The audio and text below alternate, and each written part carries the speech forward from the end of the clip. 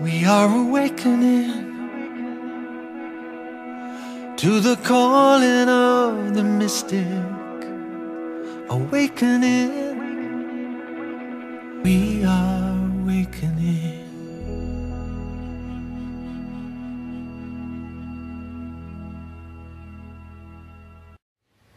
Namaste and welcome to BBTV, our very first masterclass of this new series. And I'm so thrilled to have you join us here in Varanasi, India. And I have with me the beautiful beloveds, or some of them, that are here on our pilgrimage with us. And I'm going to ask Gabby if she would pull back and you can all wave to the camera, and they're going to be joining us in our very first master class so that we can all feel like we're in your living room together, and we're all undergoing this same workshop together. And if this is your very first time coming to Brandon Bay's television, this is a very dynamic time. This is not a time for lectures or just learning a bunch of information. This is a time where you are participating. It's very dynamic insofar as we have meditation, we have teachings, we have process work. And so today is a very special day because we're beginning with letting go of the past obstacles, the things that have not served us, and opening into our own true, authentic self, and learning how to live moment by moment from that authenticity, from a guided space, from the essence of who we are. And so I'm going to ask, if you would, make sure that you let this next hour be one where you're fully present, fully here. So make sure you turn off any televisions that might be on and close the doors so you have this private time that's just for you. And together we can all fall in deeply together. And also I'm going to ask you, if you don't have a piece of paper and pen, to go do that now. And also, if you've got telephones that might ring while you're going through this, please go ahead and turn those off and have that intention that you're going to fully give yourself into this timeless 1 hour that we share together, because so much can happen when you really let it be your time just for you. Now, I've designed this session to include the ability to work with other people. And some of the sessions we have are just directly, me working with you directly. And others are designed so that you can work with another partner. But as with all of these BBTV series, if you do not have someone to work with, that is not a problem at all. What you will do is voice out loud as if someone's sitting there. I call it talking to the wall. And it actually can be quite revelatory, but it has to be done out loud, because something happens. When you open your mouth and you begin to speak, that's the first time your own words are hitting your own ears. And it really has quite a strong effect. And so saying words inside your head, well, that's what you've been doing your whole life. And yet, when you get them out, and you've heard the expression better out than in, it's almost like they leave your body. It's called Matrika Shakti. It's the power of the spoken word.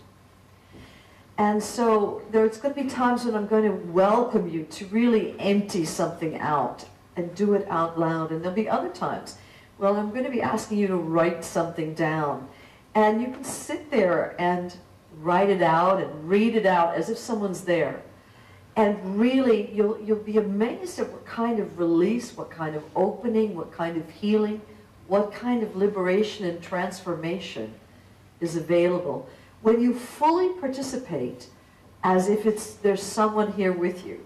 So there's no problem. Someone come, not someone come. It doesn't matter. You just go ahead and let it have a life of its own. So I've been kind of rambling on here, giving you the time that you need to get your piece of paper and your pen and turn off your phones. And I'm also going to ask if you would please lock the door. Now, we're in a hotel in Varanasi. And so staff members just seem to willy-nilly like to walk through. And so there's been a bit of a distraction already here several times while I've been recording just now. And I thought this was the perfect place to hold this very first session of letting go of the past, because Varanasi is a city where all the world's great religions come together. And you will, on one given city block, you'll see a Hindu temple next to a Buddhist monastery, next to a Jain mosque, a Jain temple. You might have next to that a Christian one. You might have next to that an Islamic mosque. And it's just the whole world comes together. And it's a great, huge melting pot of fire. And on the banks of the holy river Ganga here, and this is where it's considered to be the heart of God. This is the most ancient city in all of India.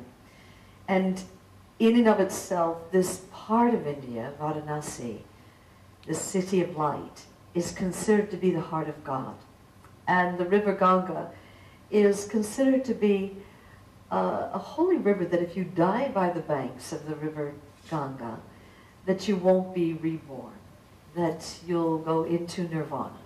And so millions pilgrimage here, some walking 300, 400, 500 miles on foot.